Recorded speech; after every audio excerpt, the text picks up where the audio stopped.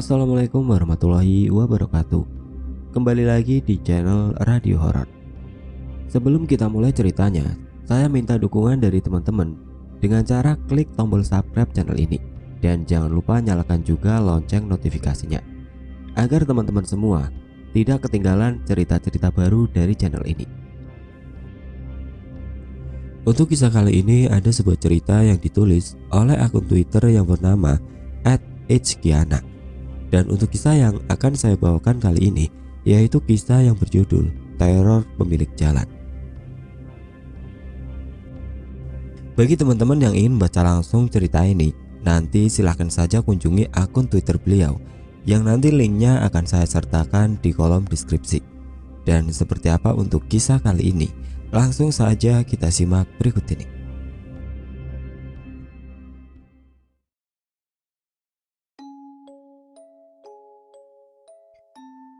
Bagi siapapun yang mengetahui latar tokoh dan segala bentuk keterkaitan dengan kejadian, mohon tetap menjaga kerahasiaan. Agar alurnya lebih runut dan mudah dipahami, cerita ini saya rekonstruksi sedemikian rupa. Hal-hal tersebut nyata dialami oleh orang-orang di sekitar saya. Berada jauh dari hiruk-pikuk kota, tepat di bagian selatan kabupaten yang terkenal dengan hutan jati dan sumber minyaknya. Kabupaten yang berbatasan langsung dengan Jawa Timur, hanyalah terpisah oleh Bengawan sebagai pembatas. Tempat itu persis di pinggir jalan raya yang membelah hutan. Hutan yang selalu menyuguhkan guguran dedaunan dikala kemarau menyapa. Namun hanya segelintir orang yang tahu mengenai kisah di baliknya. Flashback 20 tahun.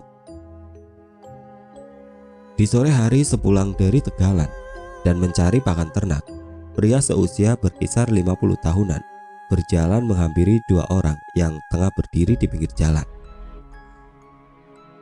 "Mau ngapain, Nak?" tanya si kakek, Mbak Rijan. "Ini mau lihat tanah, Kek, katanya dijual," jawab seorang pria. "Loh, mau kamu buat apa? Kok beli tanah di sini?" Dengan wajah heran hingga nampak dahinya mengkerut. "Hendak saya bangun rumah dan masjid, Kek. Semoga kelak tambah ramai dusun kita," jawab pria itu. Sebut saja namanya Pak Sutar. Barijan meletakkan sak rumput dan sabitnya ke tanah, lalu menengok jauh ke dalam hutan jati yang ada persis di hadapannya. "Kamu tahu kan gimana asal mula daerah ini? Nekat mau bangun rumah di sini." Pak Sutar pun meyakinkan kakek tersebut bahwa semua akan baik-baik saja. Seakan enggan berdebat, Barijan segera pamit untuk pulang. Pak Sutar sebenarnya sudah tahu sejak awal mengenai tanah yang akan ia beli. Tanah yang cukup luas, hanya saja tempatnya di tepi hutan dan persawahan. Dan pada masa itu, jarak antar rumah penduduk di sana masih sangat berjauhan. Bahkan rumah tetangga terdekatnya pun berjarak 100 meter. Faktanya tanah itu masih merupakan bagian dari salah satu kerajaan jin yang ada di hutan tersebut. Bahkan tanah itu merupakan gerbang utama dan jalan besar tidak kasat mata bagi kerajaan mereka. Di ruang tamu, ia letakkan tas di tepi meja dan segera merebahkan diri di kursi kayu panjang untuk tidur. "Pak, gimana? Jadi beli tanah yang kemarin?" Bu Sutar memulai pembicaraan sambil menyodorkan teh hangat untuk suaminya. "Ya jadi dong, Bu. Sudah murah, apalagi pinggir jalan. Cocok buat usaha kedepannya," jelas Pak Sutar. "Tapi Pak, kata orang, tanah itu beda, apalagi di tepi hutan. Di belakangnya juga ada sumur tua. Kamu tahu sendiri kan, itu sumur pemujaan pesugihan," sahut Bu Sutar dengan penuh kegelisahan mengisi dadanya. "Alah, gak apa-apa, nanti kalau udah rame gak akan nyeremin," tandas Pak Sutar. Ya, di dusun itu terdapat dua sendang. Satu sendang berada di sebelah utara yang biasa digunakan untuk memenuhi kebutuhan air dan tempat biasa diselenggarakannya sedekah bumi. Sedangkan yang satunya lagi sangatlah jarang dijamah oleh warga. Selain karena letaknya di hutan, warga juga percaya bahwa di sana merupakan pusat kehidupan alam lain di daerah mereka. Sebenarnya di Sendang itu hanya ada tanah lapang, pohon-pohon terembesi besar yang mungkin sudah berumur ratusan tahun, dan sumur minyak tua peninggalan Belanda. Beberapa bulan berlalu hingga dimulailah pembangunan di atas tanah tersebut. "Pak, ini kopi sama cemilannya, silakan," ucap seorang wanita kepada beberapa pekerja. "Iya Bu, taruh di sana saja, terima kasih," sahut Pak Dasar, kepala tukang di situ. Tiba-tiba terdengar jeritan yang mengagetkan semua orang. Seseorang berlari dengan tergopoh-gopoh menghampiri Pak Dasar. "Pak Waki Pak, jarinya putus kena gergaji," ujar pria itu. Pak Dasar segera menyuruh salah satu kuli untuk mengambil motor, sementara ia menolong Waki untuk dibawanya ke puskesmas terdekat. "Kenapa kamu tadi, Ge?" tanya Pak Dasar. Waki masih terbaring lemas dengan perban di tangan kirinya. "Pak, saya mau memberitahu sesuatu kepada Pak Sutar," ucap Waki. Pak Dasar hanya mengangguk kepada salah satu kuli teman Waki. Ia pun melangkah keluar ruangan IGD puskesmas dan segera kembali bersama Pak Sutar dan istrinya. "Gimana nak? Ada apa?" tanya Pak Sutar pada Waki. Waki menghela nafas panjang dan menunduk sejenak hingga kemudian menatap Pak Sutar kembali. "Gini Pak, saya bukannya mau menakuti ataupun mengganggu. Saya cuma mau menjelaskan apa yang tadi terjadi." Semua orang di ruangan menatapnya dengan seksama. "Mbak Jebu gak suka kalau dibangun rumah di tengah jalannya. Saya tidak menyalahkan Bapak atas putusnya jari saya," lanjut Waki. "Tapi ini peringatan Pak dari penunggu yang tidak setuju dengan pembangunan ini." Pak Sutar hanya menatap tajam Waki. Tanpa sedikit pun ekspresi ditampakkan oleh wajahnya. Tiada sepatah kata pun terucap dari mulutnya, hingga ia memutuskan untuk keluar dari ruangan yang disusul oleh langkah istrinya. Terlihat ia membayar biaya pengobatan kulinya itu. Di sisi lain, Waki dan teman-temannya masih memperbincangkan hal-hal mengerikan yang terjadi kepada mereka di bangunan yang sedang mereka garap tersebut. "Ge, bukan kamu doang yang didatangi, aku juga tiap hari ngeliat. Tapi untungnya pikiranku tidak pernah kosong."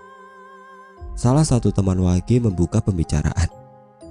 Tampak sorot matanya yang begitu iba melihat temannya terkena nasib sial. "Demit bangsat," umpat temannya yang lain.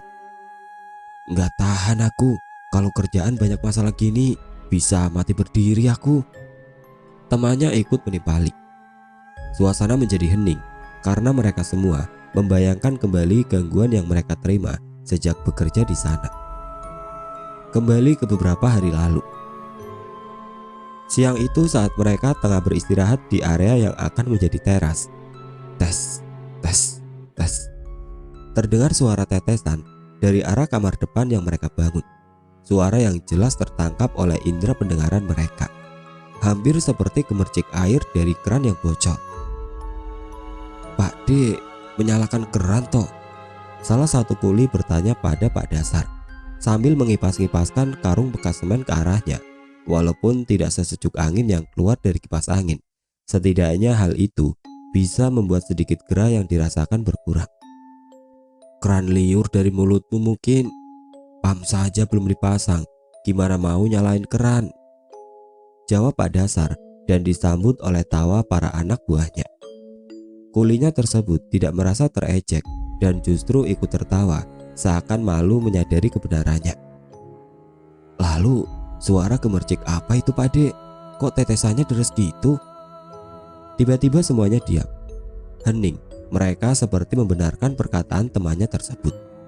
Mereka memperhatikan bunyi tersebut, berusaha mencerna suara apa yang ditangkap oleh telinga mereka. Hingga akhirnya, "Udah, periksa sana," perintah Pak Dasar. Semuanya mengangguk karena mereka semua penasaran. Akhirnya semuanya ikut memeriksa ke dalam.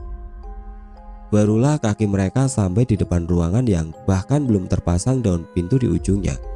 Mereka dikagetkan oleh berliter-liter darah yang berceceran di lantai separuh jadi tersebut. "Astagfirullah, opo iki Kang?" teriak salah satu dari mereka hingga mengagetkan semuanya. Mereka pun berhamburan lari keluar rumah tersebut. Pak Dasar yang terkejut pun tidak sadar ikut berlari menjauh. "Ada apa ini? Ikutan kaget saya," tanya Pak Dasar. Wajah mereka semua memucat, menyiratkan ketakutan yang mulai menyelimuti siang itu. "Ada darah Pak Dek, darahnya membanjir di kamar paling depan. Lihat saja sendiri," jelas Mas Waki. Tanpa aba-aba, Pak Dasar segera melesat menuju kamar tersebut. Ia keheranan karena di sana tidak ada apapun, tidak seperti yang diceritakan anak-anak. Betapa terkejutnya ia ketika berbalik. Didapatinya seekor monyet besar yang entah datang dari mana. Karena di sini adalah hutan jati yang bukan merupakan habitat mereka. Ia mencoba mendekati monyet gempal tersebut. Terlihat menjijikan dengan taring cukup panjang keluar dari bibirnya, dan juga tidak mempunyai ekor pada bagian belakang tubuhnya. Namun tiba-tiba monyet tersebut berbalik, lari melesat keluar jendela. Pak Dasar berpikir bahwa mungkin itu monyet biasa yang tidak sengaja bermain hingga ke tepi hutan. Ia segera keluar dan menjelaskan pada anak buahnya bahwa tidak ada apa-apa di dalam kamar yang mereka maksud. Pastilah keheranan muncul di antara mereka karena apa yang mereka lihat berbeda dengan apa yang Pak Dasar lihat. Mereka pun melanjutkan pekerjaan masing-masing. Esoknya, krak, bunyi resleting yang dibuka. Teman Waki buang air kecil di pohon pisang belakang rumah itu. Ketika ia sedang sibuk menuntaskan kegiatannya, tiba-tiba sebuah benda jatuh menghantam kepalanya. Ia masih tidak menghiraukan hal tersebut hingga untuk kedua kalinya ada yang jatuh di atas kepalanya lalu merayap menuruni tubuhnya hingga ke tanah. Betapa kagetnya saat dia mendapati dua buah tangan yang terpotong merayap ke sela-sela tumpukan batu bata. "Brengsek, jancuk," umpatnya. Dia berusaha untuk segera melarikan diri, namun seperti ada yang menahan kakinya. Ia berbalik dan matanya menangkap sesosok bayangan wanita semakin terlihat jelas. Sosok itu tengah memeluk kakinya dengan kedua tangan tanpa pergelangan dan badannya yang hanya separuh ke atas tanpa kaki. Makhluk itu tampak tengah menjilati sisa air kencing yang masih menetes. Ketika matanya beradu tatap dengan si kuli, senyum menyeringai yang mengerikan tampak di wajah wanita tersebut. Wajah yang penuh dengan sayatan-sayatan kecil. Hingga senyum itu diiringi oleh cerita terakhir si kuli sebelum akhirnya pingsan.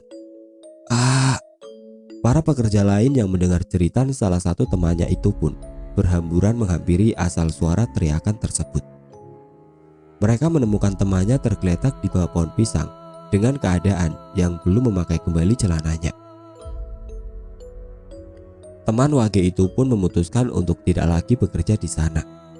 Ia mencari pengobatan ke orang-orang pintar karena konon katanya organ vital miliknya mengalami pembengkakan luar biasa setelah kejadian yang menimpanya itu. Kembali saat di mana Wage telah kehilangan dua jarinya. "Makanya kalian semua jangan lupa doa dan zikir setiap waktu. Jangan sampai putus," lanjut Pak Dasar. "Habis ini besok malam ayo ikut aku ke rumah Mbak Rijan." Di malam hari berikutnya mereka berangkat ke salah satu rumah di dusun tersebut.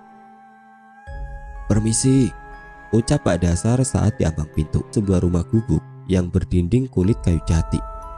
"Silakan," sahut seorang pria tua yang tengah duduk di kursi kayu dalam rumahnya. "Gimana nak, tumben berkunjung ke sini, ada masalah apa?" lanjutnya. "Gini Mbah," jawab Pak Dasar yang belum selesai perkataannya langsung dipotong oleh Mbak Rijan. "Saya udah tahu apa maksud kalian datang ke sini," lanjut si kakek. "Rumah itu bisa dibangun asal menghadap selatan. Karena jalan empunya wilayah itu menghadap timur, jadi rumah itu gak akan bisa dipagari. Bila lurus sejalur, selamanya jadi jalur mereka. Jelas kakek itu dengan sesekali menghisap rokok lintingan di tangannya. Mereka semua masih memperhatikan penjelasan Mbak Rijal. Tapi meskipun dibangun menghadap selatan, yang tinggal di rumah itu tetap tidak akan tentram. Awannya panas. Jelas Mbak Rijal. Ia mengambil gelas kopi di hadapannya dan meminumnya tanpa menawarkan sama sekali kepada para tamu itu. Maklum, ia sudah lama tinggal sendiri di gubuk tua itu. Siapapun yang ke sana juga akan diganggu, nak, pungkas kakek tua itu. Sudah ditambahkan apa saja kalian semua? Tanya si kakek. Banyak, kek. Ada kera, perempuan yang badannya tinggal separuh, tangan merambat hingga kaki tanpa badan. Jelas salah satu anak buah Pak Dasar yang juga ada di sana. Hanya itu saja, belum ada yang melihat Mbak Lurah? Tanya Mbak Rijal. Semuanya bingung dengan perkataan si kakek. Mereka tidak tahu siapa yang dimaksud dengan Mbak Lurah. Mbak Lurah siapa, Mbah? Tanya salah satu dari mereka. Ya siapa lagi? Tetua Jebung, jawab si kakek. Mereka saling menatap satu sama lain hingga satu dari mereka membuka suara. Tangannya berkeringat. Malam yang dingin itu terasa pengap. Udara yang awalnya sangat sejuk menenangkan kini memberi hawa lembab. Sudah, kek, Mas Wage sudah ditemui, ucapnya seraya menunduk. Mereka semua merasa canggung karena Wage adalah cucu Mbak Rijal. Teman Wage tersebut melanjutkan perkataannya. Wage kena apes, kek, jarinya putus saat ditemui oleh Mbak Jebung. Rasa bersalah karena salah satu dari teman mereka terkena musibah nampak jelas di mata mereka. Mbak Rijal yang mendengar pernyataan mereka pun nampak terkejut. Terlihat dari pupilnya yang melebar itu. Menurut apa yang diceritakan para sepuh, Mbak Jebung dulunya adalah manusia. Ia merupakan orang yang sangat sakti pada masa hidupnya. Ia jugalah yang membabat tepian alas untuk dijadikan duku dan persawahan. Konon katanya, ia bahkan membabat tanpa perlu bantuan siapapun dan alat apapun. Ia mencabuti begitu banyak pohon jati besar hanya dengan kedua tangannya. Hingga akhirnya dia menemukan salah satu kerajaan jin yang ada di sudut hutan. Ia tergiur mengasah kesaktiannya dengan mengajak pemimpin di sana bertarung. Penguasa di sana tidaklah bodoh. Ia menggunakan segala tipu daya dengan penawaran. Ia menyetujui pertarungan dengan syarat jika ia kalah, ia akan pergi meninggalkan kerajaannya. Dan jika ia menang, Mbah Jebung akan selamanya mengabdi pada kerajaan itu. Pertarungan pun terjadi. Dan seperti apa yang bisa kalian pikirkan, makhluk-makhluk itu begitu licik dan tidak peduli bagaimanapun caranya asal mencapai tujuan mereka. Mbah Jebung ditahan di alam mereka, tidak tahu hingga kapan. Ia tidak mati ataupun hidup karena bumi menolak tubuh mereka. Seandainya ia berada di alam asalnya, mungkin saat ini tengah berupa Bathara Karang. Namun karena ia hidup di alam mereka, ia masih ada hingga saat ini. Dan seringkali menampakkan diri pada warga dan orang-orang yang datang ke sana untuk melakukan pesugihan. Bawalah garam ini, ucap Mbak Rijal. Tiap hari kalian disuguhi kopi kan? Sisakan secangkir saja. Tambahkan garam ini ke dalamnya. Taruh kopinya di belakang. Biar gak pada minta yang aneh-aneh. Lanjut si kakek kepada mereka. Setelah mengangguk pertanda mengerti, mereka pamit untuk pulang. Esok harinya mereka melakukan apa yang diperintahkan Mbak Rijal.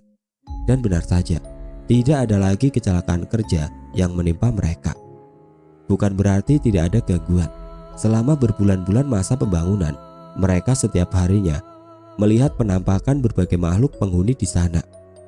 Hanya saja tidak ada lagi gangguan fisik yang terjadi karena setiap harinya mereka menyuguhkan kopi dengan garam tersebut.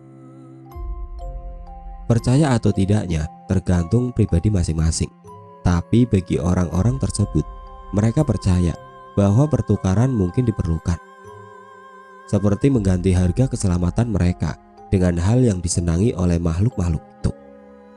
Kurang lebih 1 tahun masa pembangunan rumah telah berlalu.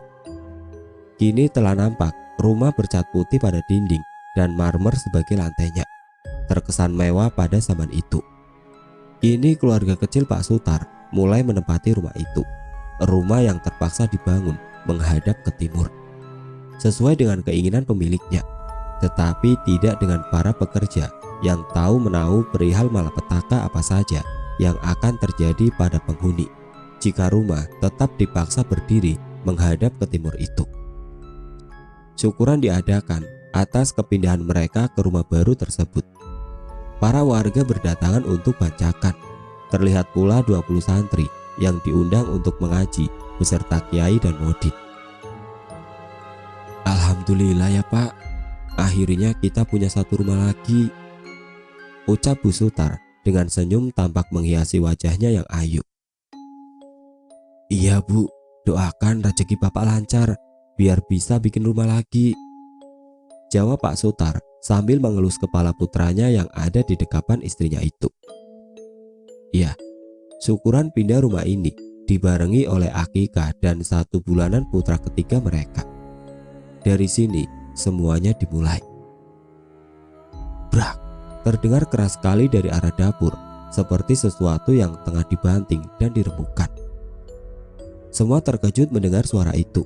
Pak Sutar segera berlari ke dapur untuk mengecek apa yang terjadi dan disusul oleh beberapa pria. Apa ini? Sambil berusaha mengangkat lemari besi yang menjadi tempat piring itu.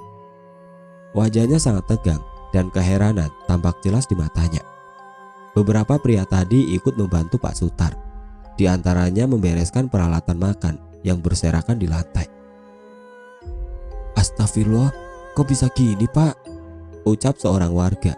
Tampak hancur kaca belakang lemari itu dan semua besinya bengkok, tidak beraturan, seperti habis diremas oleh sesuatu. Di ruang tamu, semua orang sedang berbisik satu sama lain dengan suara lirih atas apa yang baru saja terjadi. Benar kataku kan, Mbak Jebung gak akan terima kita ngaji di sini, bisik seorang santri.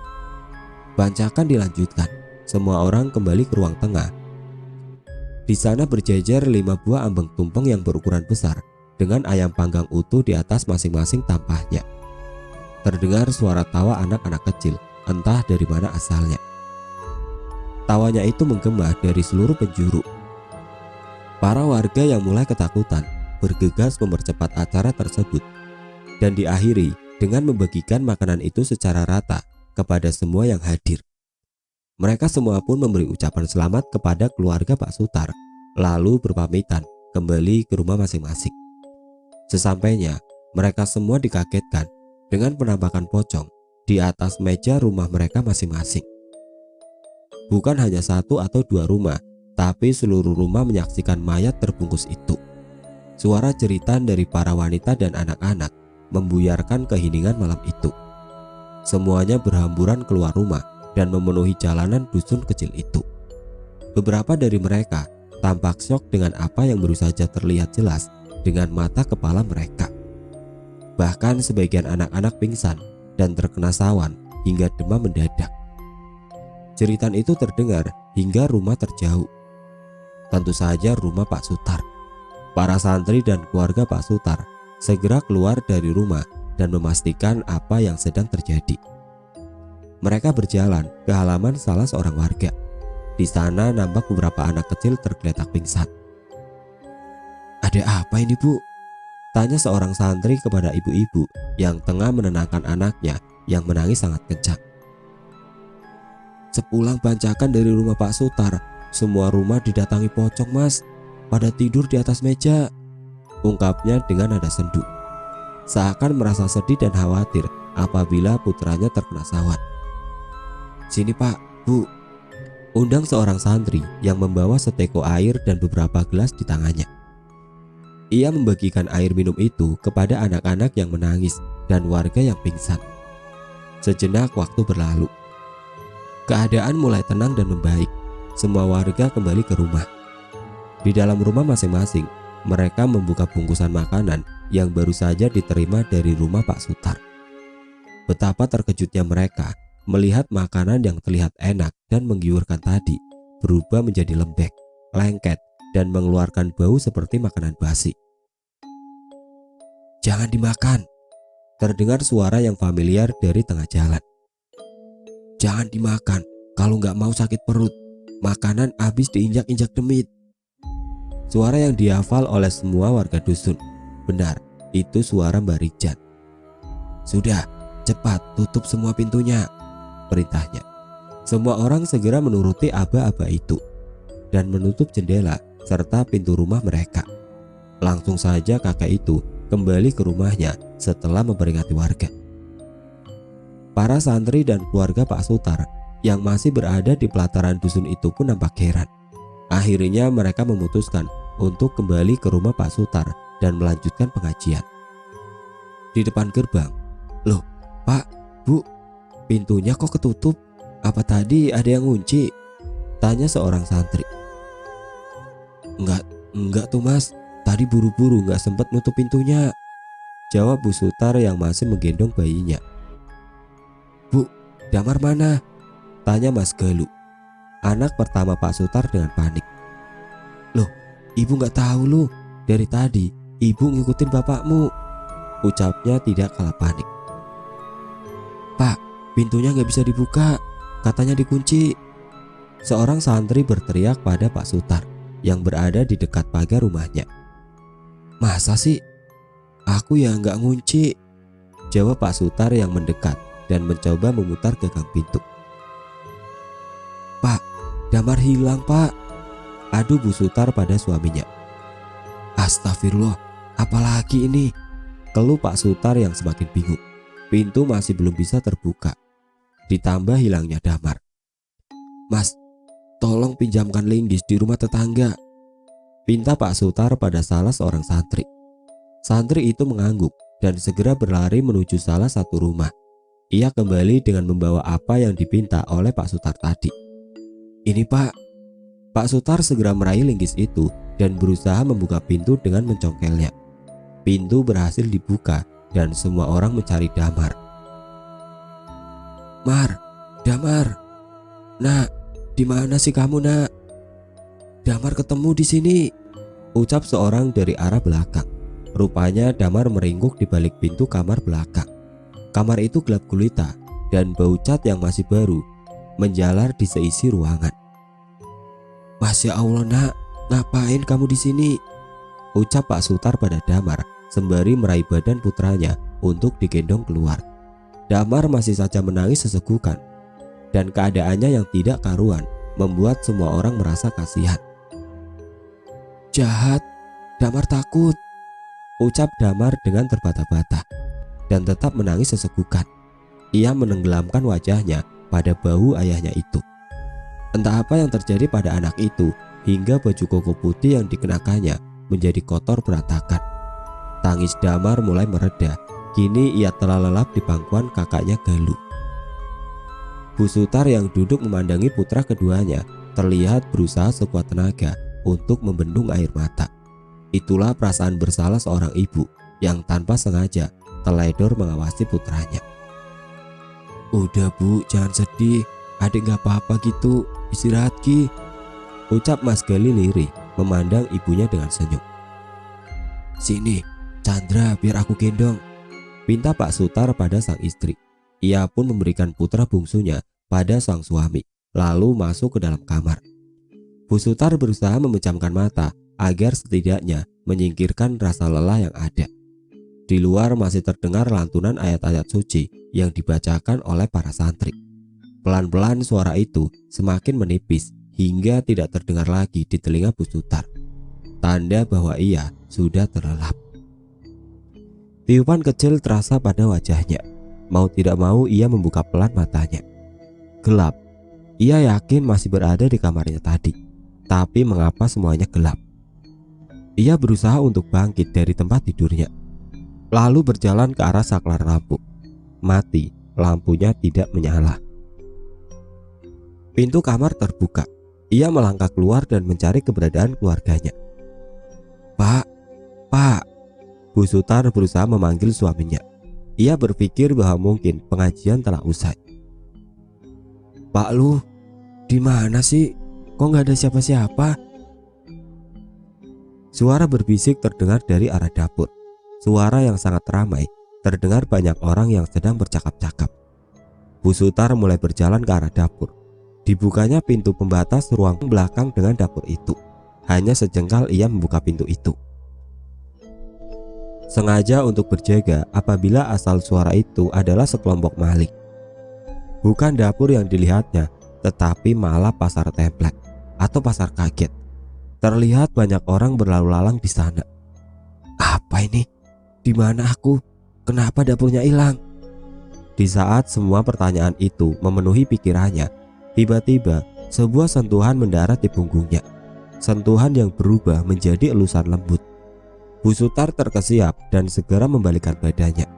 Nampak seorang wanita cantik bergaun merah dengan payung terbuka di tangan kirinya. Perempuan itu tersenyum kepadanya. Senyuman yang terlihat sangat anggun dan menawan. Kulitnya putih semulus beras dengan mata yang indah. Juga bibirnya yang sedikit tebal membuat Bu Sutar sejenak mengagumi paras itu.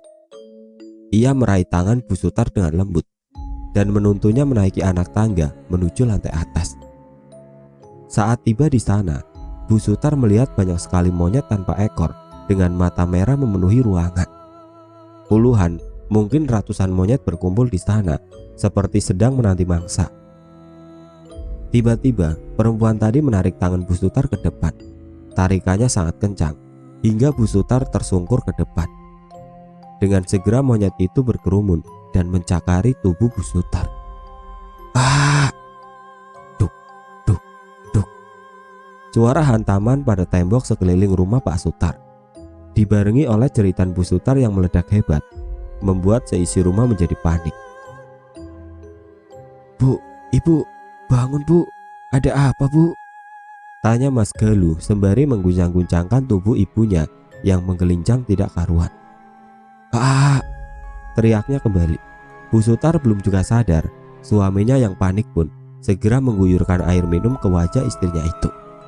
Akhirnya ia sadar, badannya tergolek lemas di atas kasur, matanya terbuka, terlihat mengalir air mata dari ujungnya. Tangis mereka pun pecah. Mas Galuh tidak kuasa melihat keadaan ibunya. Luka-luka goresan nampak di beberapa bagian tubuh sang ibu. Beberapa santri hanya melihat dari luar kamar. Bukan karena tiada rasa simpati, namun mereka sibuk mengatasi situasi di luar. Duk, duk, duk. Suara hantaman terdengar lagi. Duk, duk, duk. Kali ini lebih keras. Semua santri mengaji lebih keras lagi, semakin keras dan beradu dengan suara benturan-benturan di tembok itu. Pak Sutar memeluk erat Damar sambil menggendong Chandra di dekapannya. Bu, gimana? Udah mendingan? Tanya Pak Sutar yang tengah duduk di ranjang, di samping istrinya yang masih lemas dan berusaha sekuat tenaga agar tetap terjaga. Bu Sutar baru menyadari bahwa yang ia alami tadi hanya mimpi.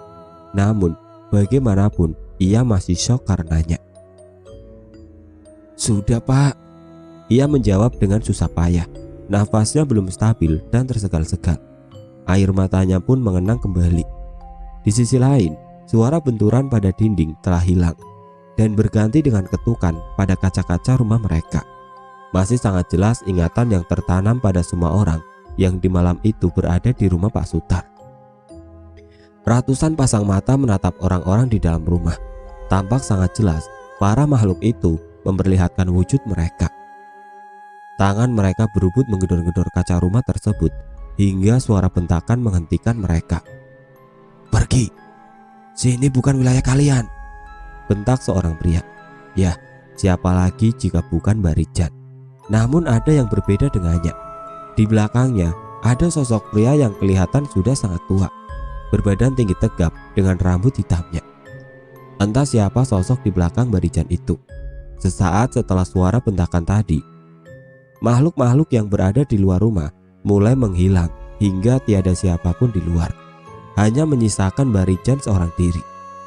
Barijan melangkah mendekati rumah dan mengetuk pintu. Pak Sutar yang dari tadi mengamati segera membukakan pintu. "Silakan masuk, Mbah," tawar Pak Sutar. "Gak apa-apa, Nak, di sini saja. Jangan lupa jaga anak bungsumu. Baunya membuat penghuni dalam keluar hingga sini," jelas kakek itu. "Satu lagi, jangan meninggalkan istrimu sendirian, apalagi saat ini belum selesai masa nifasnya." "Sudah dulu, aku mau pulang," tutup Barijan. Pak Sutar hanya memandangi Barijan yang melangkah menjauh. Salah seorang santri yang memiliki kelebihan menjelaskan pada Pak Sutar maksud perkataan Barijan tadi. Menurutnya, anak bungsu Pak Sutar memiliki kelebihan, dan kebetulan wetonya berjumlah sangat tinggi, hingga membuat para makhluk tadi berebut menemuinya. Dan tentang Bu Sutar, ia baru saja diganggu oleh gadis gaun merah dan kera-keranya yang suka dengan bau darah kotor. Pak Sutar hanya terdiam mendengar pernyataan santri itu. Sesekali ia menengok istrinya yang tengah menyusui putra bungsunya di kamar mereka. Memang begitulah sifatnya. Ia tidak pernah merespon bila ada orang yang memberitahunya tentang hal-hal mistis. Entah apa yang ada di pikirannya, hingga seperti acuh tidak acuh meskipun sudah banyak bukti nyata di hadapannya. Tidak terasa jam telah menunjukkan pukul 2 pagi. Para santri akhirnya pamit untuk pulang. Dan malam itu mereka sekeluarga tidur di kamar utama, di ranjang besar yang cukup untuk menampung 5 orang dewasa. Esok harinya Pak Sutar berangkat ke kantor dengan wajahnya yang tampak kelelahan. Mas Galuh tetap di rumah untuk menjaga ibu dan adik-adiknya. Siang itu mereka habiskan untuk membereskan sisa-sisa barang yang belum sempat ditata kemarin. Di sore harinya, "Assalamualaikum," ucap Pak Sutar sambil melangkah masuk ke dalam rumahnya. Terlihat Bu Sutar tengah duduk di bangku sudut ruang tamu mereka. Ia menyambut suaminya dengan senyum menyimpul. Tidak terdengar sama sekali jawaban salam dari mulutnya, hingga Pak Sutar kembali bicara. "Chandra, mana Bu? Kok gak kamu gendong?" Bu Sutar bukannya menjawab, ia malah menatap suaminya dengan aneh hingga salah satu matanya tampak memincing. "Pak, udah pulang toh?" ucap Bu Sutar yang datang dari arah dapur sambil menggendong Chandra. Pak Sutar sangat terkejut mendapati istrinya itu. Jika ini adalah istrinya yang asli, lalu siapakah tadi? Sosok itu hilang seketika saat Pak Sutar berbalik ke arah makhluk itu duduk tadi. "Ada apa, Pak?" tanya istrinya kembali. "Nggak apa-apa, masak apa tadi?" Entah mengapa ia menyembunyikan apa yang baru saja ia alami dari istrinya.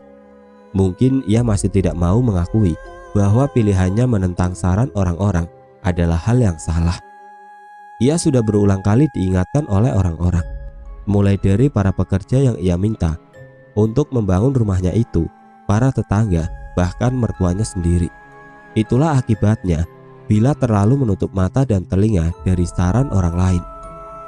Setelah lelah seharian bekerja, Pak Sutar segera mandi, lalu makan bersama keluarganya di dapur. Istrinya masih kesal karena banyak perabot di dapur yang rusak tiba-tiba, seperti lemari beserta isinya kemarin yang dihancurkan oleh entah makhluk apa. "Pak, gimana sekolahku?" tanya Galuh. Galuh pada saat itu baru saja memasuki masa SMA. "Udah bapak mintakan izin absen untuk sebulan," jelas Pak Sutar. Mas Galuh tampak tersenyum tenang mendengar perkataan bapaknya. "Loh Galuh, baru saja masuk SMA, kok mau gak masuk sebulan?" timpal ibunya. "Alah gak apa-apa, biar jagain kamu sama adik-adiknya. Semisal kalau aku gak ada di rumah," ujar Pak Sutar sambil melahap makanan di piringnya. Malam hari pun tiba. Pak Sutar, istri, beserta Damar dan Chandra tidur sekamar, sedangkan Mas Galuh tidur di kamar sebelahnya. Saat semua sudah terlelap, tiba-tiba terdengar suara ramai di luar kamar mereka. Suara seperti jalanan yang ramai. Terdengar banyak orang berbincang-bincang, tertawa, dan suara derap langkah melewati dalam rumah mereka. Sesekali terdengar suara gemericing delman dan hentakan dari kaki kuda. Pak Sutar terbangun karena suara-suara itu. Ia melihat di sampingnya, sang istri masih lelap dalam tidur sambil menyusui putranya. Ia turun dari ranjang dan bergegas membuka pintu kamar. Tidak ada siapapun di sana, bahkan suara yang berisik tadi lenyap seketika. Ia menutup kembali pintu kamar dan merebahkan diri di ranjang tadi. Ia kembali terlelap dan beberapa saat setelahnya ia berguling ke kiri. Kosong. Tangannya tidak mendapati Damar yang seharusnya tidur di sana. Ia terkesiap dan segera berlari keluar kamar. Dicarinya keberadaan Damar, Pak Sutar mengecek semua ruangan dan tidak ada Damar dimanapun.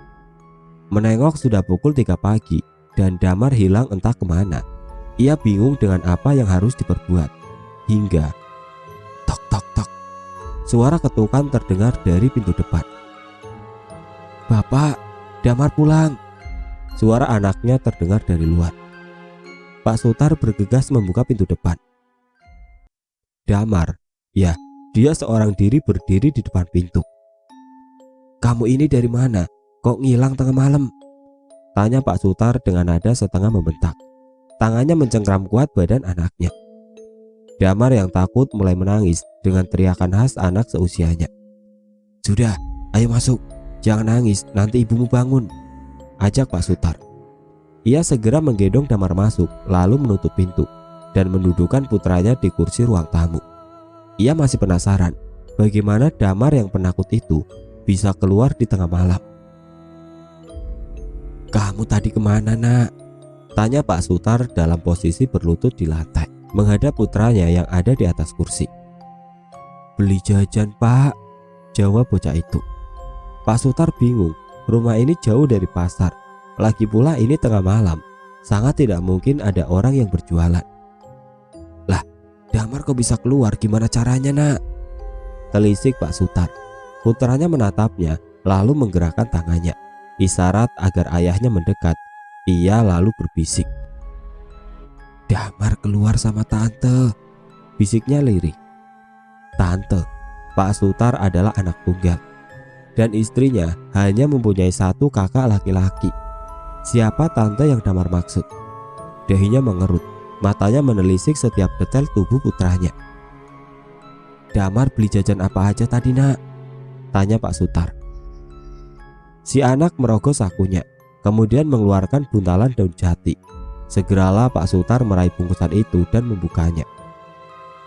Matanya terbelalak melihat ungker jati dan berbagai serangga mati di dalam bungkusan itu. Ia membuka mulut putranya. Tampak bekas-bekas kunyahan dari serangga yang telah dilahapnya. "Tante," seru Damar sambil melambai-lambaikan tangannya ke arah kaca depan.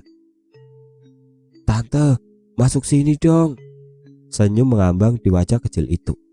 Hawa dingin yang tiba-tiba menyelimuti tubuh Pak Sutar membuat rasa takutnya tidak tertahan lagi. Ia segera membuang bungkusan itu dan menggendong putranya, berlari secepat mungkin menuju kamar dan mengunci pintunya. Tawa khas kuntilanak terdengar dari belakangnya. Ia segera berbalik dan mendapati beberapa sosok perempuan tengah berkerumun di ujung ranjang. Mereka mengerumuni salah satu wanita yang tampak tengah menggendong sesuatu. Ia melangkah mendekat untuk memastikan apa yang ada di dekapan wanita itu. Chandra tengah terlelap pulas digendong wanita itu. Pak Sutar segera membentak mereka, namun para perempuan itu justru menampakkan senyum sinis dan tertawa sangat kencang, melengking hingga membuat telinga Pak Sutar sakit seketika. Brak, brak, buk. Suara hantaman dari entah apa membuat Bu Sutar yang tadi masih pulas terkesiap. "Apa itu, Pak?" tanya sang istri sambil menengok tempat sebelahnya, kosong. Bayinya tidak ada di sana. "Loh, Pak, Chandra mana, Pak? Ya Allah, anakku di mana, Pak?" tanya Bu Sutar sangat panik. Ia mulai menangis histeris. Pak Sutar menyadari bahwa para wanita yang tadi menggendong anaknya hilang, tidak nampak lagi dan tanpa meninggalkan jejak apapun. Entah kemana mereka membawa Chandra. "Keluar kalian semua, ini jalanku, rumahku, tempatku," Siapa yang membuat perkara, ya harus kena abunya. Teriak seseorang dari luar kamar. Mereka mengenali suara itu, suara Mas Galuh. Hanya saja terdengar lebih serak dan berat. "Nak lu, kamu kenapa nak?" tanya Bu Sutar sembari menangis ketakutan menatap putranya itu. "Sini kamu Sutar, kamu milih pergi apa anakmu kubawa?" ucap Mas Galuh dengan mata melotot. "Maaf," hanya kata itu yang terucap dari mulut Pak Sutar. Damar gemetar ketakutan melihat kakaknya itu. Entah makhluk apakah yang merasuki raga kakaknya. Kratak. Suara patahan tulang leher karena Mas Galuh menjambak kepalanya sendiri hingga lehernya patah ke kiri. Tawa Mas Galuh menggema di seisi ruangan. Ia tiba-tiba lari melesat ke arah tangga dan naik menuju lantai atas. Saat Bu Sutar hendak menyusul putra pertamanya itu, tiba-tiba bruk. Seperti ada yang jatuh di halaman depan. Pak Sutar segera berlari menuju ke sana. Mas Galuh terkapar di halaman berpaving itu. Darah keluar dari rongga telinga dan hidungnya. Tangannya bengkok ke belakang dan kakinya pun patah. Krok, krok, krok. Suara senggal napas dari tenggorokan Mas Galuh. Di sisi lain, Mbah Rijan mengetuk beberapa pintu rumah warga dan mengajak bapak-bapak pemilik rumah untuk menuju rumah Pak Sutar. "Tok, tok, tok. Permisi," ucap Mbah Rijan. "Silakan Mbah, ada apa? Kok jam segini kemari?" tanya seorang warga. "Udah, ayo ikut aku, bantu bangunin para pria yang kemungkinan bisa dimintai tolong," perintah Mbah Rijan. Akhirnya terkumpul sekitar 7 pria di sana. "Mau ngapain kita Mbah?" tanya salah satu di antaranya. "Ada yang tidak beres, ayo pergi ke rumah Sutar," jawab Mbah Rijan. Tepat ketika mereka sampai di sana, Mas Galuh baru saja melompat dari lantai atas. Mereka semua terkejut, tidak terkecuali Mbah Rijan. Wajah kakak itu merah padam, namun ia berusaha menahan amarahnya. "Cepat, tolong mereka. 2 orang ikut aku. 2 lainnya tolong urus anak dan istrinya." 1 orang mengeluarkan mobil Pak Sutar dan 2 orang lainnya menggotong tubuh Mas Galuh ke dalam mobil. Pak Sutar sangat shock dan merasa teramat hancur akibat kebodohannya sendiri. Jika saja ia tidak memaksakan kehendak untuk membangun rumah di atas tanah itu, keluarganya pasti baik-baik saja saat ini. 1 pria membantu Bu Sutar berjalan dan mencoba menenangkannya yang masih menangis histeris. Dan 1 lainnya menggendong Damar menjauh agar tidak melihat apa yang terjadi saat itu. Mas Galuh dilarikan ke rumah sakit daerah. Namun karena penanganannya kurang memadai pada saat itu, ia segera dilarikan ke rumah sakit daerah Semarang. Di sisi lain, Bu Sutar dan Damar diantar oleh para warga ke rumah orang tuanya yang berada di desa yang menjadi induk dari duku itu. Orang tuanya sangat terkejut mendengar penjelasan dari warga. Apalagi terlihat putri dan cucunya itu tampak memendam kesedihan dan trauma mendalam. Ditambah lagi Chandra, bayi mungil yang harusnya selalu berada di dekat sang ibu, entah kemana. Kasihan dia bila harus menahan haus. Kondisi Bu Sutar mengenaskan. Luka-luka di tubuhnya akibat mimpi beberapa hari lalu yang dialaminya tampak membiru. Matanya tampak sayu dengan lingkaran hitam di bawahnya. "Suami bodoh," umpat ayah mertua Pak Sutar. "Itu akibatnya kalau nggak dengerin apa kata orang tua," tandasnya. "Yang sabar ya nak. Damar, biar ibu mandiin. Kamu yang kuat, sholat dan berdoa biar Chandra cepat ketemu," ucap ibu dari Bu Sutar yang terlihat masih juga menangisi keadaan keluarga putrinya itu. Sedangkan Bu Sutar tatapannya kosong, wajah datar tanpa ekspresi, bahkan air mata tidak lagi nampak berada di sana. Mungkin batinnya sudah terlalu sakit saat ini. Di pagi buta sebelum fajar tiba, Mbah Rijan dan 2 orang yang tadi diajaknya melakukan ritual di sumur sendang belakang rumah itu. Kedua pria tadi diminta memagari rumah dengan bambu kuning dan garam. Mbak Rican yakin Chandra hanya disembunyikan di sekitar rumah. "Kalau kalian sudah selesai memagari, temui aku di sendang sana," perintah Mbak Rican kepada keduanya. "Enggih, Mbah." Mereka segera menuju pekarangan salah satu warga dan membabat sebagian besar bambu kuning itu. Dibawanya bambu itu ke rumah Pak Sutar, dan mereka mulai menanam batang-batang bambu itu di sekeliling rumah. "Garamnya mana nih, Bang?" tanya salah satunya. "Coba cari di dapur sana."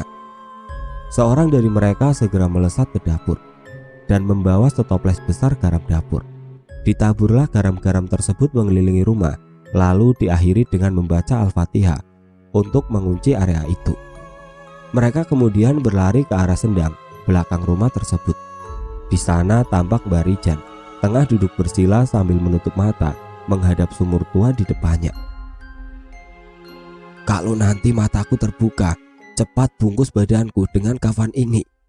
Telat sebentar saja, nyawamu bisa celaka," ujar Mbak Rican pada keduanya. Mereka berdua hanya menelan ludah dan merasa ngeri. "Apa saja yang nampak nanti, jangan digubris. Kalau perlu, tinggal ngoceh sendiri. Satu lagi, panggil semua wanita ke sini. Suruh mereka mencari Chandra sampai ketemu setelah kalian berdua membungkusku." Itulah pesan terakhir Mbak Rican pada mereka. Kakek tersebut mulai merapalkan mantra, masih dalam keadaan menutup mata, mulutnya komat kamit dan jari-jarinya mencakar tanah. Dua pria tadi mulai merasakan hawa tidak enak. Salah seorang segera mengambil mori di sebelah Mbak Rican, jaga-jaga agar mereka tidak kecolongan. "Bang, kok panas dingin gini badanku?" keluh salah satu orang. "Sama saja aku juga. Ayo bahas apa kayak gitu?" timpal kawannya. Mereka mulai hanyut dalam obrolan panjang, meskipun pada dasarnya mereka menyadari banyak makhluk mengerumuni mereka berdua, seperti para hewan yang tengah menunggu waktu untuk melahap mangsa. "Mas, kok nggak pulang? Anak kita nyariin loh." Tiba-tiba terdengar suara seorang wanita mendekat ke arah mereka. "Itu loh istrimu," ujar satu pria pada kawannya. "Ah, salah bang, orang istrimu kok. Tiap hari tidur bareng, masa lupa?" Mereka tertawa terbahak-bahak. Perempuan tadi ikut ketawa dan kini menunjukkan wujud aslinya. "Beh, gak doyan aku sama beginian. Cantikan Lasmi yang punya warung di pojokan sana itu loh," canda mereka. Mata mereka kembali mengawasi Mbak Rican. Betapa terkejutnya mereka mendapati si kakek tidak ada di sana. Karena ketakutan nyawanya bisa saja melayang, muncul ide untuk membungkus diri mereka dengan kafan itu. "Kalau kita sembunyi pakai kafan ini, aman bang kayaknya. Ya udah, cepetan, keburu mati." Dan rencana mereka berhasil. Tubuh Mbak Rican yang entah dikuasai oleh siapa mendekat ke arah mereka. Perangkap yang dipasang telah dimasuki. Umpan yang diberi telah dimakan. Kini mereka bersiap untuk menangkap buruan. Bersama-sama mereka keluar dari dalam kafan dengan tiba-tiba, lalu segera menangkap tubuh Mbak Rican dengan kafan tadi. Jin rendahan, setinggi apapun derajat kamu, masih tinggi derajat kami para manusia," ucap mereka. Dengan sigap mereka menali Mbak Rican yang terbungkus kafan dan meninggalkannya di dekat sumur itu. Tampak badannya kini sudah tidak bergerak lagi. Mereka segera membangunkan semua warga, mengumpulkannya dan menjelaskan situasi yang sedang terjadi. Akhirnya mereka semua menuju rumah Pak Sutar. Semua wanita disuruh untuk mencari keberadaan Chandra, dan para pria membawa tubuh Mbak Rican ke halaman depan. Semua wanita telah mencari di segala penjuru rumah itu, namun Chandra masih belum juga ditemukan. Hingga terdengar teriakan seseorang. "Ini loh, anaknya di sini." Tampak seorang wanita muda membuka gentong tempat menyimpan beras. Para ibu-ibu yang panik segera menghampiri gentong itu. Benar saja, Chandra ada di dalam sana. Namun bagaimana bisa ada di situ, sedangkan semua orang telah berulang kali mengecek seluruh isi rumah, namun tidak ada Chandra di sana tadi. "Tunggu, siapakah wanita tadi? Mereka semua saling tatap dan bertanya satu sama lain tentang perempuan muda tadi. Perempuan dengan baju sederhana khas gadis desa, rambut panjangnya yang diikat membentuk ekor kuda. Mereka tidak mengenalnya karena tentu saja ia bukan warga dusun. Lalu kemana perginya si gadis? Tidak ada yang tahu dan menyadari kapan perempuan itu datang dan pergi. Seakan tiba-tiba muncul dan hilang seketika. "Mari, cepat diantar ke ibunya. Ya Allah, kasihan banget nak kamu," ucap seorang ibu-ibu yang meraih tubuh mungil Chandra lalu mendekapnya. Para wanita di sana menangis haru serentak. Di luar rumah, para pria tengah merokok dan berbincang-bincang di depan rumah Pak Sutar sambil menunggu matahari terbit lebih tinggi, baru membukakan ikatan di tubuh Mbak Rijan. "Pak, ini anaknya, udah ketemu. Ayo cepetan diantar ke sana," ucap ibu tadi. Mereka pun segera mengendarai motor menuju desa induk. Di sana nampak rumah orang tua Bu Sutar sangat ramai, penuh sesak oleh para tetangga yang ingin tahu apa yang terjadi. "Bu, ini nak Chandranya udah ketemu."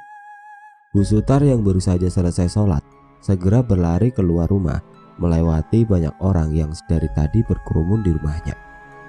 "Alhamdulillah," ucap serentak para warga.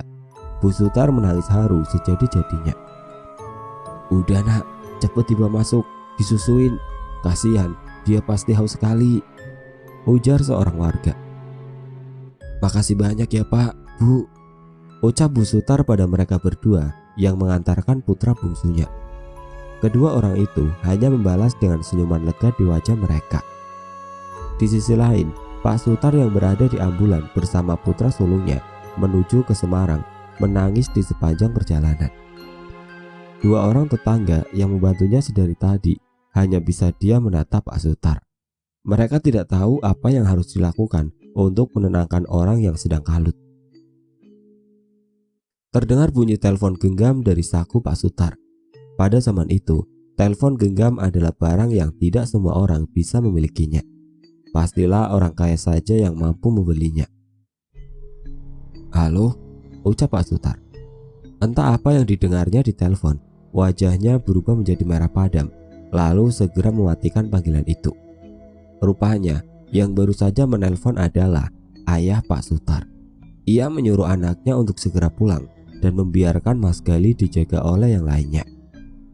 Kakek mana yang berpikir nyawa cucunya tidaklah penting, dan orang tua mana yang akan tega meninggalkan anaknya di saat seperti ini. Pak Sutar terlihat sangat emosi mendengar ucapan ayahnya. Di sisi lain, Mbah Rijan masih tergeletak di halaman rumah Pak Sutar. Kain yang membungkus tubuhnya belum juga dilepas. "Paman, kok itu nggak dibuka-buka?" tanya anak kecil seusia Damat. "Nunggu mataharinya agak tinggi dulu nak, daripada isinya belum keluar sepenuhnya," jawab lelaki itu. Setelah beberapa saat menunggu, akhirnya tubuh yang dipocong itu bangkit untuk duduk. Ibu-ibu yang berada di sana kaget bukan main hingga menjerit dan berlari menjauh, membuat para lelaki di sana tertawa terbahak-bahak. "Yang kalian takutin apa toh mbak? Itu cuma Mbak Rijan," ejek salah seorang pria. Mereka pun membuka bungkus itu lalu menatap Mbak Rijan yang tampak pucat dan lemas. "Gimana mbak? Baik-baik aja?" "Pusing kepalaku, tolong minta air campur jeruk purut," pinta Mbak Rijan pada warga. Seseorang yang merasa mempunyai pohon jeruk nipis pun segera berlari ke rumahnya untuk mengambil buah jeruk itu.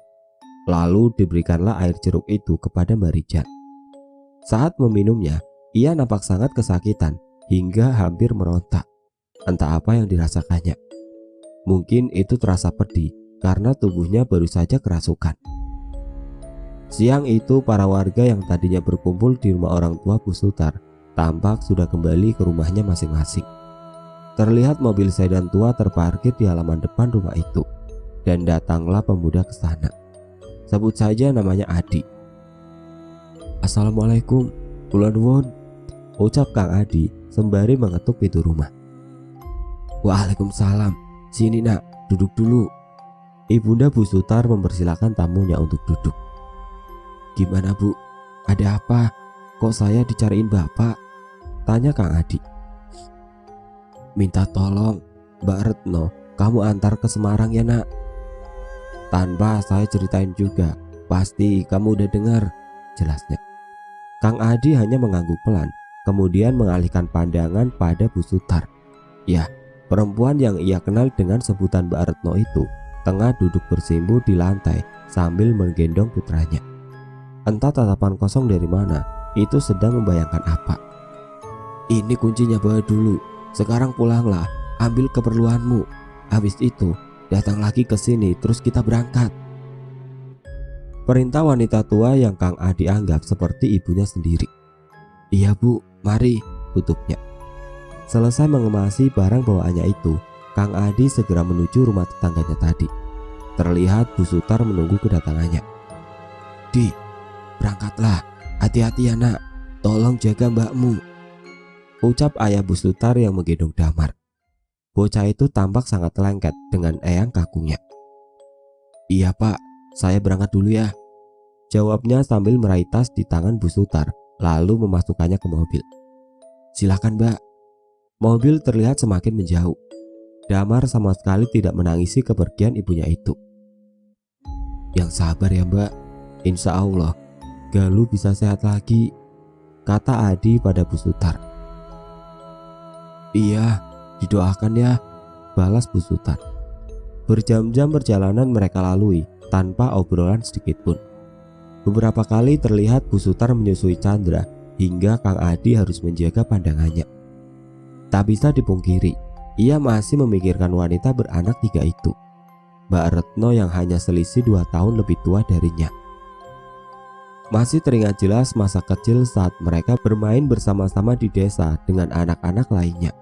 Bagi Adi, Mbak Retno adalah sosok wanita idaman yang ingin dipinangnya saat sudah besar nanti. Namun apa daya, di usia 14 tahun, Retno dipinang oleh Sutar, pemuda dari desa sebelah yang kaya raya. Pekerjaannya pun mapan. Ia hanya bisa mengamati Retno dari kejauhan. Hingga tidak terasa sudah 16 tahun usia pernikahan wanita itu. Adi masih saja belum mendapatkan sosok pengganti Mbak Retno di hatinya. Setibanya di rumah sakit Semarang, mereka segera mencari kamar yang Galuh tempati. "Galuh mana?" tanya Bu Sutar dengan nada dan ekspresi datar pada suaminya yang berada di luar ruang ICU. "Di dalam Bu, 1 jam lagi hendak dioperasi," jawab Pak Sutar dengan penuh rasa bersalah. Bu Sutar sama sekali tidak menatap wajah suaminya. Ia duduk menatap ruangan Galuh berada. Tampak mengenang air mata di sana. 1 jam telah berlalu. Galuh dibawa keluar menuju ruang operasi. Bu Sutar menatap putranya yang tidak sadarkan diri itu, mengundang iba bagi siapapun yang melihatnya. Dengan berbagai alat medis menempel di tubuhnya, alat bantu pernapasan, juga penuh perban yang membalut. Tubuh itu tampak mengenaskan. Jika semua rasa sakit itu bisa ia gantikan, tentulah ia akan memilih menanggung apa yang dialami putranya kini. Sebegitu besarnya kasih seorang ibu. Pak Sutar meminta kunci mobil yang ada di tangan Kang Adi. Ia mengatakan akan pulang terlebih dahulu bersama 2 tetangga yang tadi menemaninya. Kang Adi menatap Bu Sutar dan hanya dibalas anggukan seolah tidak peduli olehnya. Di rumah orang tua Bu Sutar, ayahnya bergegas mengeluarkan motor CB 100 miliknya. Sang istri segera menutup pintu, lalu menggendong Damar menaiki motor itu. Entah hendak dibawa kemana cucu kesayangannya itu. Perjalanan memakan waktu sekitar 1 jam untuk sampai ke tempat tujuan. Mereka memasuki hutan yang masih sangat rimbun. Di bagian yang masih menjadi satu dengan hutan yang menjadi hak wilayah Kabupaten Ngawi. Jalannya masih sangat buruk, hanya tanah dan bongkahan kecil bebatuan yang disebar perhutani. Sangat dalam mereka memasuki hutan itu hingga laju kendaraan mereka mulai melambat, lalu berbelok ke jalan setapak yang hampir tidak terlihat karena tertutup semak-semak. Mulai nampak sebuah rumah tua yang sangat usang. Genteng-gentengnya terlihat tipis dan menghitam. Kayu yang dipasang sebagai dinding pun mulai lapuk dan berayap. Di depannya terdapat pohon beringin yang sangat besar dan rindang. Akar-akarnya menjulur dari dahan atas hingga menutupi batang raksasanya. Di bawah pohon itu ada sumur yang lengkap dengan timbanya. Pria tua itu segera memarkirkan kendaraannya di sisi rumah, lalu menggendong Damar memasuki rumah tersebut bersama istrinya.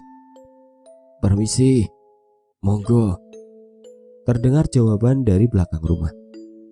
"Loh, Bang, mari masuk," jawab seorang pria yang kemungkinan seusia ayah Bu Sutar tersebut. "Yong, buatkan minum. Bang Woto sama Mbak Niti di sini." Yung atau Biung atau biasa panggilan untuk emak, biasa ditunjukkan untuk istri ataupun ibu. Tak lama perempuan seusia mereka berjalan dari arah dapur sambil membawa nampan berisi beberapa cangkir teh hangat. "Silakan Mas, Mbak. Udah lama gak kesini, giliran kesini kok gak ngabarin dulu?" gerutunya pada kedua tamu itu. "Ada perlu, Dek, kami buru-buru kesini," jawab Niniti yang langsung disambut oleh rangkulan perempuan yang dipanggilnya Dek tadi. Benar, Eyang Parwoto dan Nyai Niti Genuk adalah nama orang tua Bu Sutar. "Gimana Bang, ada apa sebenarnya?" tanya si tuan rumah. Belum sempat menjawab pertanyaan pria itu, Damar segera menyela pembicaraan. "Eyang Wiro, Damar boleh main sama kelincinya enggak?" Para orang tua tersebut tersenyum bersamaan mendengar pernyataan Damar. "Ya boleh dong nak, anak tampan," jawab istri Eyang Wiro dengan senyum lebarnya. Damar segera bermain keluar rumah menuju kandang kelinci bersama teman-teman lamanya. Teman-teman lama, ya, Damar mempunyai banyak teman di sana. Mereka tidak jahat. Anak-anak itu adalah penghuni pohon beringin besar tadi. "Gini Dek, ada masalah dengan Retno. Aku nggak tahu penyebab sebenarnya apa sampai semua bisa seperti ini," jawab Eyang Parwoto. Eyang Prawiro adalah pemilik rumah itu bersama istrinya Nisastri. Ia adalah sepupu laki-laki dari Eyang Parwoto. "Coba ceritakan semuanya Bang," pinta Eyang Wiro. Eyang Woto pun menceritakan semua kepada adik sepupunya itu. Terlihat Nyai Niti menangis mengingat keadaan rumah tangga putrinya itu. Nisastri yang merasa turut berduka pun tidak terasa meneteskan air mata di wajahnya. Eyang Wiro mendengarkan dengan seksama cerita itu. Sesekali ia mengelus jenggotnya yang sudah mulai memutih. "Jadi maksud kamu Sutar nekat bangun rumah di situ? Apa nggak ada yang larang Bang?" tanya Eyang Wiro. "Semua orang sudah mengingatkan Dek, tapi ya begitu sifat Sutar. Tidak ada yang bisa menggoyahkan keputusannya," jelas Eyang Woto. Eyang Wiro seketika memejamkan matanya beberapa menit seakan menerawang jauh. "Menantumu itu ada yang maksa. Dia udah tahu tanah apa yang dia tempati, tapi alasan dia hingga mau dipaksa, aku belum tahu Bang." Ia menghela nafas panjang. "Galuh sengaja ditumbalkan Kunto Laknat itu biar ilmunya lebih tinggi, hartanya makin banyak. Makanya Sutar disuruh buat rumah di sana. Bocah bodoh, nggak tahu kalau anaknya mau dijadikan tumbal ayahnya sendiri," lanjutnya.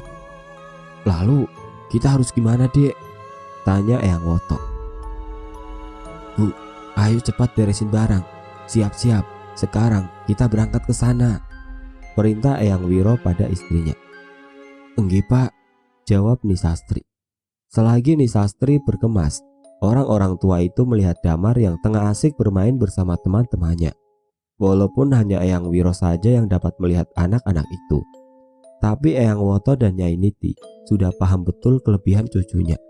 Hanya saja Damar kecil itu belum bisa membedakan antara manusia dan mereka. "Damar, sini nak," panggil Eyang Wiro. Damar berjalan mendekat ke saudara Eyangnya itu. "Ada apa Eyang?" tanyanya dengan polos. "Ayo ikut Eyang ke dalam. Eyang kangen Damar, pengen diceritain cerita-cerita seru sama Damar. Boleh?" tanya Eyang Wiro sembari mengangkat badan anak itu untuk digendongnya. Eyang Wiro bercengkrama dengan Damar. Anak itu cepat sekali bergaul dengan orang. "Damar, temannya di rumah baru banyak ya? Coba cerita ke Eyang," pinta kakek itu. "Iya Yang, banyak, tapi Damar gak tahu siapa namanya," jawabnya sambil memainkan jenggot Eyang Wiro. "Waduh, gimana? Masa gak diajak kenalan?" ucapnya sambil menepuk jidat, lalu berguling seperti orang kehilangan keseimbangan. Tingkahnya itu berhasil membuat Damar tertawa cekikikan. "Damar abis diajak jalan-jalan tante Yang," ucap Damar tiba-tiba.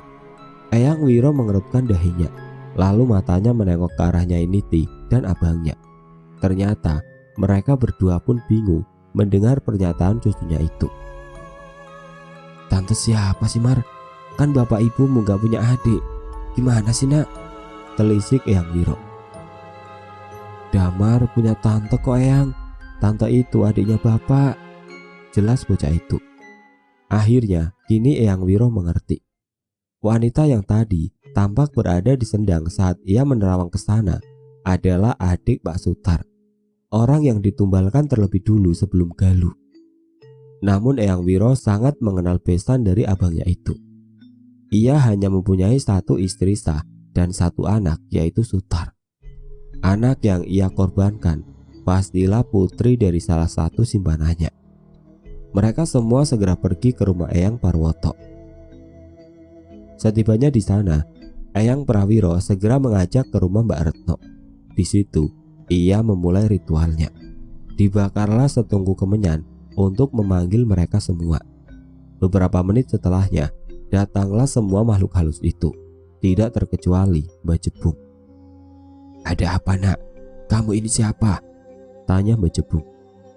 "Aku cuma manusia biasa, hanya ingin tahu apa salah yang diperbuat Sutar hingga cucuku menerima akibatnya," ucap Eyang Wiro. Semua makhluk di sana tampak tertawa, kecuali Mbak Jebung. Ia hanya diam menatap Eyang Wiro dengan wajah tanpa ekspresi. "Salahnya satu, karena ia berani membangun rumah di sini. Kedua, anaknya telah diserahkan sendiri oleh Kunto," jawab Mbak Jebung sambil menatap tajam orang di hadapannya itu. "Gak bisa, cucuku gak boleh disentuh siapapun. Bawa saja itu Kunto," bentak Eyang Wiro. Ya, Kunto adalah ayah dari Sutar. Dia seusia dengan Eyang Woto dan Wiro.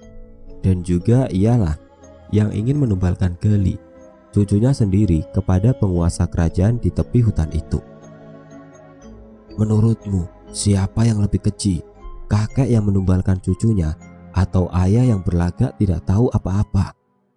tanya Mbak Jebung dengan senyum sinis mengambang di wajahnya. Mata Eyang Wiro terbelalak heran. Ia tampak mencerna kata-kata yang baru saja dilontarkan oleh makhluk itu. Akal sehatnya seakan masih belum bisa mempercayai hal itu.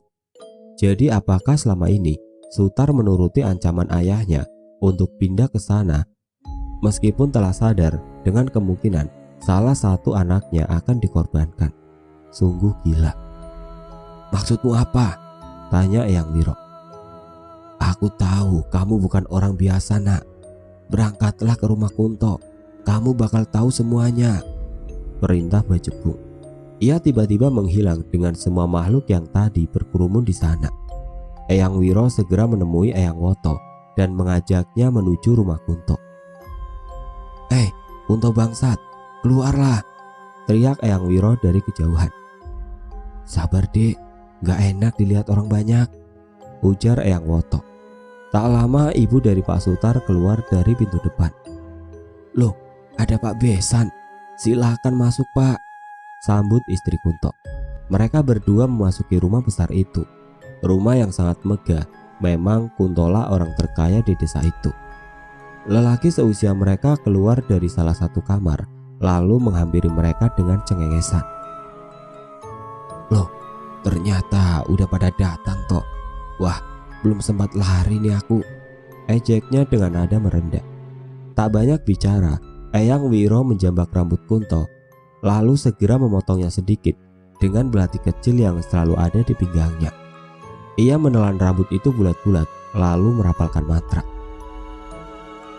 Ilmumu belum seberapa, belagak mau menumbalkan cucuku, ucap Eyang Wiro sambil meludah ke sisi kirinya. Aku sudah tahu semua perbuatan hewanmu itu, tegas Eyang Wiro. Ceklak, bruk. Suara pintu mobil terdengar dari arah depan. Yang kemudian kaget bukan main setelah melihat ayah mertua beserta sepupu ayah mertua itu. Badannya terasa dingin tiba-tiba. Dahi mulai deras mengeluarkan keringat. Gak anak, gak bapak, sama laknat semuanya, bentak Eyang Wiro sembari melayangkan pukulan ke wajah Kunto. Istri Kunto hanya menatap dari sudut ruang tamu tanpa berani bertindak apapun. Ia tampak menahan tangisnya. Bang, kamu mau tahu nggak kelakuan menantu sama besanmu ini? Tanya Eyang Wiro yang dijawab anggukan oleh Eyang Woto. Manusia bodoh itu pernah main sama simpanannya ayahnya sendiri, ujar Eyang Wiro. Besanmu itu ngambil kesempatan. Dia ngancam menantumu itu supaya pindah ke sana kalau nggak mau perbuatannya diadukan ke anakmu. Eyang Woto yang mendengar itu tampak menahan amarah yang sangat besar. Wajahnya merah padam, matanya melotot, dan juga tangannya mengepal kuat sekali. Ia menghampiri Sutar lalu segera menamparnya. Pak Sutar hanya diam membatu. Eyang Wiro dan Kunto yang tengah bergelut melesat ke halaman belakang rumah. Eyang Woto yang menyadari adik sepupunya berada di belakang segera menarik keras si menantu lalu membawanya menuju kedua orang tadi berada. Ia membanting menantunya ke lantai. Ceritakan semuanya, perintah Eyang Woto. Pak Sutar tampak menceritakan semuanya. Ia mengakui segala kesalahan dan kebodohan yang ia lakukan.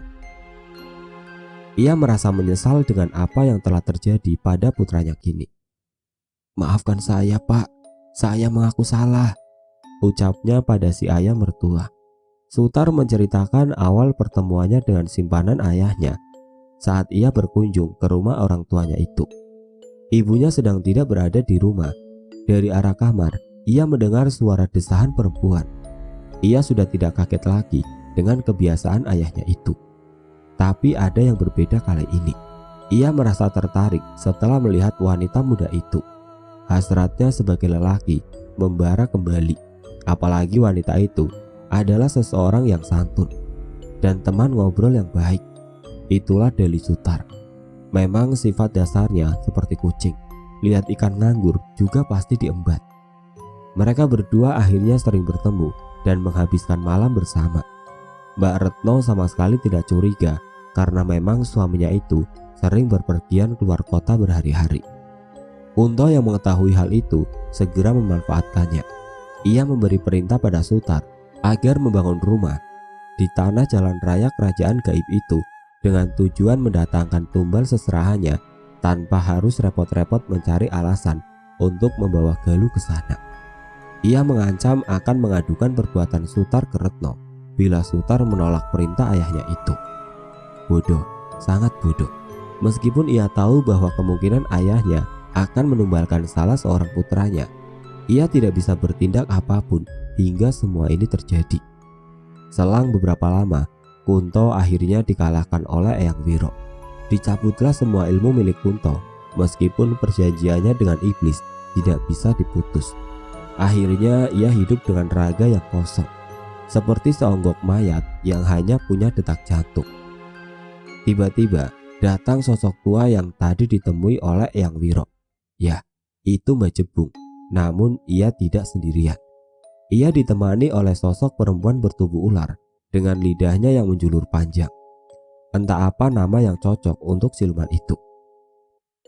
Yang kuberi bibit sudah ada di tangan, tinggal mengambil buah ganti dari cucumu, ucap Mbah Jebung yang diikuti oleh melesatnya siluman ular itu ke arah Sutar. Melilitnya, meremukan tulangnya, lalu dibawa pergi jiwanya. Eyang Wiro tidak bisa berbuat apa-apa untuk menolong Sutar karena ia sendiri yang tadi berunding dengan Mbah Jebung lalu mengambil pilihan untuk menukar Galuh dengan jiwa Sutar.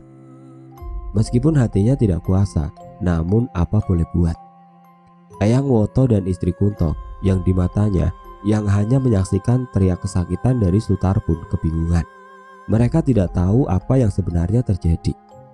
Hingga Sutar terkapar lemas di tanah dengan tatapan matanya yang kosong. Di kota lain, Kang Adi dan Mbak Retno tengah menanti berjalannya operasi Galuh. "Di, udah tua gak nikah-nikah? Anakku aja udah segitu gede loh," ucap Retno yang tiba-tiba membuka obrolan. Adi menatap Ibah. Tergambar jelas ia membuka pembicaraan hanya karena tidak mau berlarut-larut dalam kesedihan. "Ya berapa mbak? Cuma selisih 2 tahun sama kamu," jawab Adi yang masih menatap wajah itu. "Lah kenapa gak nikah-nikah?" "Masih menunggu seseorang mbak," jelas Adi. Mbak Retno hanya diam. Adi pun tak lagi memandang Retno. Ia menundukkan wajahnya. Mbak Retno sebenarnya tidak tahu bahwa orang yang ditunggu Adi adalah dirinya. Namun ia memilih diam, tidak menjawab pertanyaan tadi karena ia tidak mau membuat suasana menjadi lebih canggung. Operasi berjalan lancar. Galuh dipindahkan ke ruangannya kembali. Karena hanya diperbolehkan 1 orang penunggu pasien di ICU, maka Kang Adi tidur di bangku luar kamar. Kesadaran Galuh belum juga kembali. Mbak Retno akhirnya menelpon orang tuanya untuk mengabarkan kondisi Galuh. "Halo Bu," ucapnya pada seseorang di telepon. "Retno nak, gimana keadaan Galuh?" tanya Nyai Niti Genuk. "Alhamdulillah, operasinya lancar Bu," ucap Retno. "Alhamdulillah, maaf ya nak, ibu belum bisa nyusul. Bapakmu sama Om Biro masih ada urusan," jelas Nyai Niti. "Iya Bu, gak apa-apa. Di sini kan ada Adi." Ceklak. Terdengar suara pintu dibuka. "Assalamualaikum," ucap Eyang Woto yang masuk bersama Eyang Wiro. "Waalaikumsalam," jawab Nyai Niti yang lalu berpamitan kepada putrinya. "Udah dulu ya nak, ayahmu pulang," ucap Nyai Niti yang segera mematikan telepon. Mungkin ia merasa kasihan pada putrinya jika harus mendengar kabar apapun yang didapat ayahnya. Maka ia memilih menyembunyikannya dahulu hingga Retno siap. "Gimana Pak?" tanya Nisastri pada suaminya. "Sutar sudah tiada. Untung masih hidup, tetapi terpisah dari sukmanya," ucap Eyang Wiro. Mendengar pernyataan adik sepupu suaminya tersebut, Nyai Niti jatuh ke lantai seketika. Dadanya terasa begitu sesak, seakan udara susah untuk keluar masuk di sana. Kaki dan tangannya lemas. Ia sangat shock mendengar bahwa menantunya kini telah tiada. Nyai Niti memikirkan bagaimana keadaan putrinya saat mendengar kabar ini nanti. Eyang Woto pun menjelaskan semuanya kepada Nyi Sastri dan istrinya. Kedua wanita itu menangis, tidak menyangka semua ini bisa dilakukan oleh menantu dan besannya. Apalagi mendengar bahwa Galuh akan ditumbalkan, membuat mereka sangat terpukul. "Sukma Galuh sudah dilepas bang, mbak, tapi karena tubuhnya berada jauh, dia bingung caranya kembali gimana," ucap Eyang Wiro. "Ini gak bisa dibiarin gini aja, harus ada yang nuntun Galuh," timbalnya lagi. Akhirnya Eyang Wiro memanggil beberapa teman seperguruannya dulu. Mereka mencoba mencari Sukma Galuh di sekitar rumah Sutar dan Retno. Entah ritual apa yang mereka lakukan, dan akhirnya tubuh Galuh di rumah sakit mulai menampakkan perkembangan yang signifikan. Jari-jarinya mulai bergerak sebagai respon apabila ada suara orang di dekatnya yang mengajak bicara. Setelah 2 bulan koma, akhirnya Mas Galuh sepenuhnya sadar. Di sana ia dijaga bergantian oleh keluarga ibunya. Saking lamanya ada di Semarang, sampai Eyang Woto harus sewa kontrakan bagi mereka semua. Chandra dan Damar gimana? Mereka pastinya belum tahu bahwa ayah mereka telah meninggal. Justru di sana mereka berdua sangat dekat dengan Kang Adi karena dia mengasuh mereka berdua selayaknya putranya sendiri. Mas Galuh dan Bu Sutar, mereka berdua juga baru tahu semua yang terjadi sepulang dari Semarang. Awalnya mungkin berat, tapi mereka tabah, sadar sepenuhnya bahwa yang dilakukan Pak Sutar dan Kunto itu salah. Rumahnya bagaimana? Sudah pasti dibiarkan kosong hingga lebih dari 12 tahun, sampai akhirnya ada salah satu PT yang mengontrak rumah itu, dijadikan mes untuk karyawannya. Kang Adi gimana? Jadi ayah mereka bertiga. Galuh hanya satu dari sebagian orang yang berhasil lolos dari jerat penubalan. Semoga kalian semua dihindarkan dari orang-orang berniat jahat seperti Kunto.